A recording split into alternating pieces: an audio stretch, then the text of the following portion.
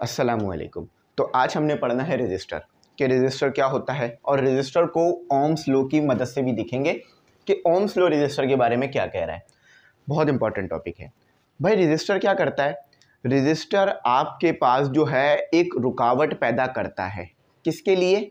Current के लिए और वोल्टेज के लिए, कि करंट और वोल्टेज आसानी से ना गुजर पाए। बहुत सिंपल बात है, बहुत ईजी बात है। रजिस्टर कहाँ पर यूज़ हो रहा होता है? आपके पास इलेक्ट्रॉनिक सर्किट में या इलेक्ट्रिकल सर्किट में यूज़ होता है, ठीक है, पहली बात। और रजिस्टर का काम क्या है कि आपके करंट या वोल्टेज को रोकना, रुकावट पैदा करना।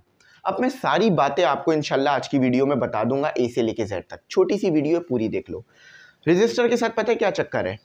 कभी कभार ऐसा होता है ना, हम सही लोगों को गलत समझते हैं, फिर जब बाद में जाके हमें पता चलता है यार ये लोग तो अच्छे थे, सही थे। रजिस्टर के साथ भी यही चक्कर है। रजिस्टर को अक्सर लोग गलत समझ रहे होते हैं, वो जिन्होंने पढ़ा नहीं है। लेकिन जब वो पढ़ लेते हैं तो उनका दिमाग इस बात की तरफ आता है भाई रजिस्टर तो बहुत अच्छी चीज़ है। क्या करता है रजिस्टर? कि आपका करंट और वोल्टेज कम करता है। क्यों? आखिर ऐसी ज़रूरत पड़ क्यों रही है? याद रखना हमेशा, हमें इलेक्ट्रॉनिक सर्किट में मुख्तलिफ पोटेंशियल डिफरेंस चाहिए होते हैं या मुख्तलिफ करंट चाहिए होता है मुख्तलिफ कंपोनेंट पे। तो जहाँ पर हमें किसी इलेक्ट्रॉनिक कंपोनेंट पे कम करंट चाहिए ना, तो रजिस्टर क्या करता है? उस करंट को कम कर देता है। फॉर एग्जांपल इजीली करके समझाता हूँ, आपको बात पूरी क्लियर हो जाएगी इंशाल्लाह। देखो, आपके पास आए 240 वोल्ट आया, ठीक है, या 220 वोल्ट आया आपके पास। अब आपके पास कैपेसिटर भी लगा हुआ है, ठीक है। कैपेसिटर के लिए मैं सी लिख देता हूँ शॉर्ट में। आपके पास एक इलेक्ट्रिक सर्किट में आपके पास एक बल्ब भी लगा हुआ है जिसे मैं एलईडी कह देता हूँ, ठीक है। एक एलईडी भी लगी हुई है, एलईडी। और एक आपके पास जो है वो डायोड भी लगा हुआ है, ठीक है। सैम्बल भी बना देता हूँ इनके। और ये एलईडी है तो इसका सैम्बल कुछ इस तरह से बल्ब की तरह बनेगा, और डायोड लगा हुआ है तो आपके पास इसका सैम्बल ऐसे बनेगा, ठीक है। अच्छा, ये आपका सैम्बल्स हो गए। अब मज़े की बात यह है कि सारे जो ये इलेक्ट्रॉनिक कंपोनेंट लगे हुए हैं इनको 240 वोल्ट नहीं चाहिए, कुछ को कम चाहिए, कुछ को बहुत कम चाहिए। तो रजिस्टर क्या करेगा? रजिस्टर यहाँ पर आ गया आपका, ठीक है। रजिस्टर का सिंबल देखो कैसा बनेगा सर्किट में, ऐसे बनेगा, ठीक है। रजिस्टर यहाँ पर आ गया, रजिस्टर यहाँ पर आ गया, और इसने क्या किया? वोल्टेज और करंट को कम कर दिया, ताकि ये जो आपने कैपेसिटर लगाया है, एलईडी लगाई है और जो ये डायोड लगाया है ये जल ना जाए। बात समझ में आई? तो इसीलिए इसको सर्किट के अंदर जो है हम यूज़ कर रहे हैं। अक्सर मैंने बताया ना, हम चीज़ों को गलत समझ के बैठ जाते हैं जबकि वो चीज़ें हमारे लिए बहुत ज़्यादा ज़रूरी होती हैं। तो यहाँ भी हमारे पास बिल्कुल यही काम हो रहा है। अच्छा, डायोड के सैम्बल के अंदर ये एक लाइन भी डाल लो, ठीक है, डायोड। बात समझ गए कि रजिस्टर क्या कर रहा है? आपके पास जो पोटेंशियल डिफरेंस है या जो आपके पास करंट है इसकी वैल्यू को कम कर रहा है। हाँ, जहाँ पर इसकी नहीं ज़रूरत है और वहाँ पर लगा दोगे तो फिर ये गलत है। फॉर एग्जांपल, एक आपके पास इंजीनियर है, उसके पास आप दवाई लेने चले जाओ, बोलो इंजीनियर साहब मेरे पेट में दर्द हो रहा है, मेरे सर में दर्द हो रहा है। तो इंजीनियर साहब गुस्से में आके बोलेंगे भाई मेरे पास क्यों आए हो, डॉक्टर के पास जाओ। इंजीनियर तो काम का बंदा है, आप बोलोगे यार भाई इतना काम का बंदा है, इतना बड़ा इंजीनियर, इतनी मेहनत से बना और ये ऐसा कर रहा है, उसकी वहाँ ज़रूरत नहीं है तो इसलिए वो गलत है, वो वहाँ ज़रूरत नहीं है उसकी। अब एक डॉक्टर है, आप उसको बोलो डॉक्टर साहब आप हड्डियाँ तो जोड़ते हो, आज मेरे घर की वायरिंग जोड़ दो, वायरिंग कर दो। डॉक्टर साहब गुस्सा हो जाएंगे, बोलेंगे भाई क्या हो गया, मैं तो डॉक्टर हूँ, मैं क्यों करूँ, जाओ जो इलेक्ट्रिशियन के पास जाओ। समझ गए ना मेरी बात? रजिस्टर भी बड़ी काम की चीज़ है, कब? जब उसका सही जगह पे इस्तेमाल करोगे, और अगर बड़ी ख़राब चीज़ है जब उसको गलत जगह पे इस्तेमाल कर दोगे। फॉर एग्जांपल, यहाँ से आ रहा है, एग्जांपल के तौर पे 220 वोल्ट आ रहा है, ठीक है। आपको कैपेसिटर पे भी 220 वोल्ट चाहिए था, आपने बीच में रजिस्टर डाल दिया तो ये 220 वोल्ट तो कम हो गया, तो अब ये गलत जगह पे यूज़ कर दिया आपने। बात समझ गए? चलो अब आ जाओ रजिस्टर की कहानी को देखते हैं। इसको याद रखना, ज़िंदगी भर बात याद रहेगी। रजिस्टर का सैम्बल पूरी डिटेल बताता हूँ, टेंशन ना लो। प्रैक्टिकल लाइफ में रजिस्टर आपको ऐसे देखने के लिए मिलेगा, ठीक है। मुख्तलिफ कंट्रीज़ इसको मैन्युफैक्चर करती हैं, हम तो बस सिर्फ इसको यूज़ कर रहे होते हैं, मैन्युफैक्चर का हमारे पास नहीं होता सिस्टम। हम चाइना से अक्सर ये आ रहे होते हैं और जो हमारी यूरोपियन कंट्री है उधर ये बन रहे होता है। इस तरह का आपको रजिस्टर एक्चुअल लाइफ में देखने के लिए मिलेगा। उसके ऊपर ये बैंड बने हुए होते हैं, ब्लैक, ब्राउन, रेड, गोल्ड, और मुख्तलिफ कलर भी होते हैं। अब इनका मतलब क्या होता है, इन बैंड की मदद से आप रेजिस्टर की वैल्यू को फाइंड करते हो। ठीक है, ये मैं अभी बता रहा हूं, लेकिन इसके बाद वाला जो टॉपिक है ना वो इसी के ऊपर है, क्योंकि आपको अक्सर जब भी मैं किसी को रेजिस्टर देता हूं ना, उसका सवाल होता है ये बैंड क्यों बने हुए। तो वो बैंड इसलिए बनाए जाते हैं ताकि रेजिस्टर की वैल्यू को पता किया जा सके। कैपेसिटर पे तो वैल्यू लिख दी जाती है कि इतने का कैपेसिटर है, लेकिन रजिस्टर पे नहीं लिखी जाती। रजिस्टर पे बैंड बना दिए जाते हैं, उसकी मदद से आपने वैल्यू ढूंढनी होती है। नेक्स्ट टॉपिक इसके बाद है, तो क्या यहां पे लिख लो, with the help of band we can find the value of register. ठीक है, यानी रजिस्टर की क्या वैल्यू है। अच्छा चलो, ये बात तो हो गया। अब आगे की तरफ चलते हैं, इसको मैं रिमूव नहीं कर रहा, इसको मैं लिखे रहने देता हूँ। ठीक है, अच्छा अब आगे की तरफ चलते हैं। रजिस्टर काम कैसे करता है, रजिस्टर के अंदर क्या वर्किंग हो रही होती है, इसको दिखा देता हूँ। आई थिंक मुझे इसे रिमूव करना ही पड़ेगा, वरना तो मेरे पास ओम्स लॉ जो है वो नहीं बता पाऊंगा मैं आपको। ठीक है, तो इसे रिमूव कर दिया, इसको लिख लेना अपने पास, ये बड़ा काम की चीज़ थी आपके पास। ठीक है, अच्छा डेफिनेशन भी पढ़ देता हूँ, उसके बाद आगे चलते हैं। इन इलेक्ट्रॉनिक सर्किट, रजिस्टर आपको कहाँ देखने के लिए मिलेगा, इलेक्ट्रॉनिक सर्किट कह लो या इलेक्ट्रिकल सर्किट कह लो, वहाँ देखने के लिए मिलेगा। Usually serve two main purpose, इसके दो मेन काम है, एक करंट को कम करना और एक वोल्टेज को कम करना। देखो, limit the current flow, limit यानी कम करना, टू अ स्पेसिफाइड वैल्यू। अच्छा एक बात याद रखना, रजिस्टर कभी भी वैल्यू को बढ़ा नहीं सकता, हमेशा कम ही करेगा। ठीक है, क्योंकि इसके पास खुद से कोई एनर्जी नहीं है जो ये आगे दे देगा, ये याद रखना। Provide a desired reduction in voltage और करंट, दोनों एक ही जैसी बात है लेकिन आपको समझ आ रही है। रजिस्टर आपके पास या तो वोल्टेज को कम करेगा या तो करंट को कम करेगा, बात क्लियरिटी में आ गई। अब आगे अंदर क्या कहानी पेश आ रही है, ये जरा मेरी बात सुनो भाई मेरे ये बात सुनो। अच्छा, ये है आपके पास एक कंडक्टर। अच्छा एक बात याद रखना, दुनिया में कोई भी ऐसा कंडक्टर नहीं है जिसके अंदर रेजिस्टर ना हो। There is no conductor in the practical life in which there is no resistor. याद आई बात, आई समझ में, क्या है, लिख भी लो पॉइंट लिखना चाहो, कि कोई भी ऐसा कंडक्टर नहीं है जिसमें रेजिस्टेंस ना हो। हाँ ये हो सकता है किसी कंडक्टर की रेजिस्टेंस बहुत ज़्यादा होगी, किसी कंडक्टर की रेजिस्टेंस बहुत कम होगी, और किसी की इन दोनों के दरमियान, लेकिन हर कंडक्टर में रेजिस्टेंस नेसेसरी है कि पाई जाएगी। ठीक है, बात समझ गए।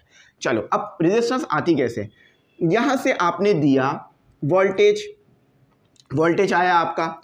अब आपको पता है कोई भी कंडक्टर हो या कोई भी मेटल हो वो किससे बनता है, एटम से मिलके बनता है। एटम हो गए ये आपके, मैं ये एटम बना रहा हूँ। ठीक है, ये एटम बना दिए मैंने आपके। ठीक है, ये एटम बना दिए, ये एटम बना दिए, ये अच्छे से एटम बना, इसको बना लो अपने पास, हमेशा साफ सेफ रखना। ठीक है, ये एटम हो गए। अब आपको ये बात भी अच्छी तरीके से पता है कि करंट का फ्लो करता है जब आपके पास फ्री इलेक्ट्रॉन्स हो।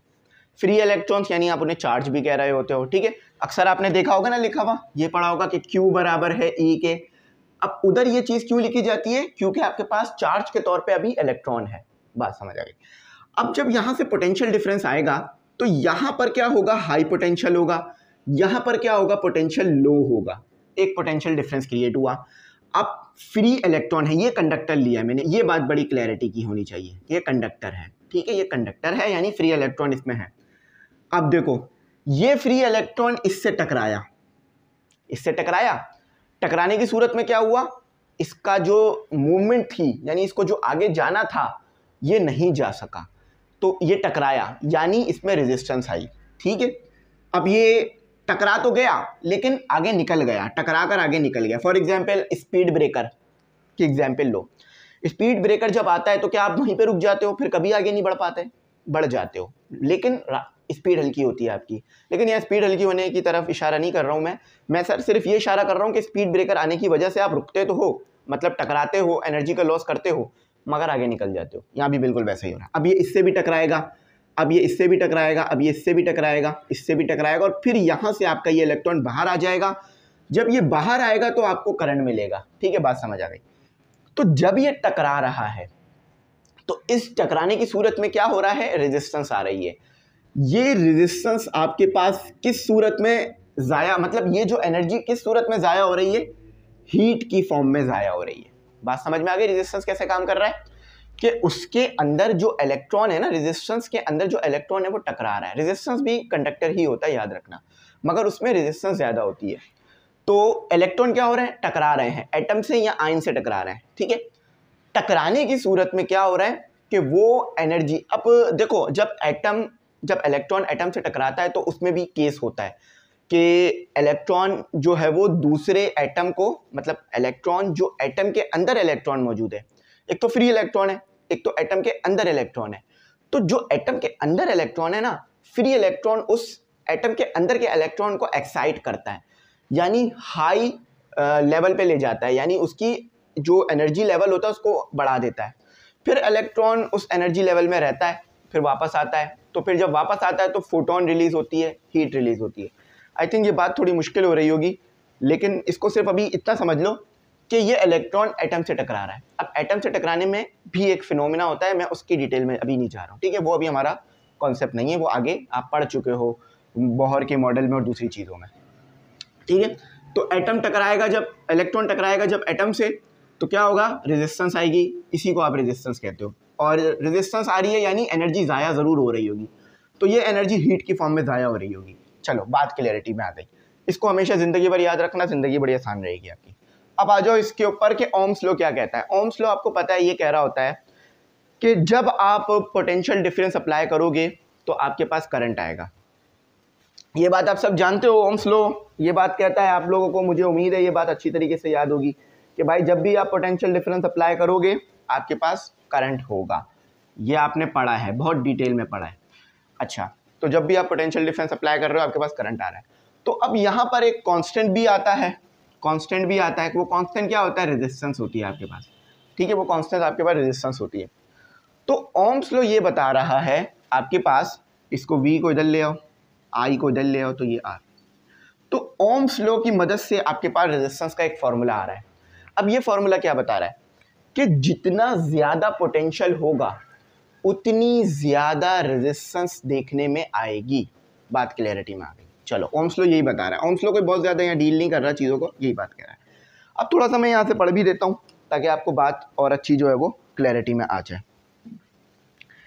तो ओम्स लॉ में बिल्कुल छोटी सी बात लिखी हुई है, hence the electrical resistance R is defined to be the ratio of the potential for voltage delta V across conductor to the current I through the material. देखो यही बात लिखी हुई है, रेशो है, ये भी कह लो रेशो है। ठीक है, रेशो किसका हुआ, ये आपके पास ये रेशो हुआ आपका वोल्टेज का पोटेंशियल डिफरेंस का। अब एक मेरी बात सुनो, इन्होंने डेल्टा V लिखा हुआ है, लेकिन ये अक्सर आपको ना बुक में V ही लिखा हुआ मिलेगा, डेल्टा V का वर्ड ज़्यादा इस्तेमाल नहीं होगा। हमें पता है जब भी V आता है इसका मतलब पोटेंशियल डिफरेंस ही बन रहा होता है, तो इसलिए V लिखा गया। अच्छा, तो अब इसके यूनिट पर आते हैं। What is the SI unit of resistance. ठीक है, SI यूनिट ऑफ रेजिस्टर। अच्छा, रेजिस्टर का SI यूनिट होता है ओम्स, ये सबको पता है बात। ठीक है, ओम्स होता है, ओम्स के नाम पे ये रखा गया है। अब ये बनता है, ओम्स भी अक्सर पूछ लिया जाता है कि ओम्स यूनिट किसके बराबर है। तो अब जब भी पूछ लिया जाए आपको पता होना चाहिए कि ये वोल्ट पर एम्पियर के बराबर होता है। देखो रेजिस्टेंस का यूनिट क्या हो गया, ओम। इसको आप कह लो उल्टी पतीली या उल्टी सुराई, इस तरह बच्चे कह रहे होते हैं, तो इस तरह। लेकिन अगर ट्रू सिंबल देखो ना तो वो इस तरह का होता है, कुछ इस तरह का। लेकिन जो मैंने बनाया था वो भी चल जाएगा, कोई मसले की बात नहीं है। ठीक है, उल्टी सुराई आ गई यानी ओम्स आ गया। ये आ गया आपका V और ये आ गया आपका A। अब मैं बता देता हूँ कैसे। वोल्टेज है तो वोल्टेज का यूनिट V होता है, करंट है तो उसका यूनिट एम्पियर होता है। तो ये हो गया आपके पास ओम्स, ठीक है, रेजिस्टर का यूनिट। ये हो गया आपके पास वोल्ट पोटेंशियल डिफरेंस का यूनिट। ये हो गया आपके पास एम्पियर, एम्पियर यानी करंट का यूनिट। ठीक है, तो ये आपका कुछ आ गया।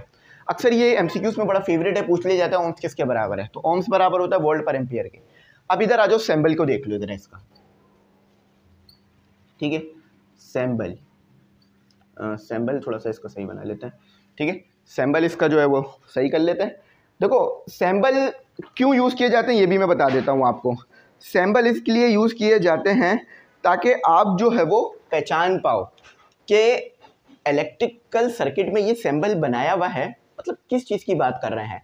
फॉर एग्जाम्पल मेरा सैम्बल होता है चश्मा, क्या मैं चश्मा लगाता हूँ ना, तो इसलिए। तो इसी तरह से अगर एक ख़ास सैम्बल सर्किट में नज़र आ रहा है तो इसका मतलब है कोई ख़ास चीज़ की तरफ इशारा है। ज़रा मेरी बात सुनो इधर। तो सैम्बल की बात कर रहा था ना मैं, SYMBAL, सैम्बल। अब सैम्बल क्या है इसका? सैम्बल इसका ये है। अब जब भी आप इलेक्ट्रिकल सर्किट की डायग्राम देखोगे, यानी सर्किट डायग्राम देखोगे, तो सर्किट डायग्राम में आपको ऐसा कुछ बना हुआ नहीं मिलेगा। इतना तो बड़ा पेज भी नहीं होता कि हम इतना बड़ा सिर्फ रजिस्टर ही बना दें। अगर इतना बड़ा रजिस्टर बना देंगे तो बाकी चीज़ें कहाँ आएंगी?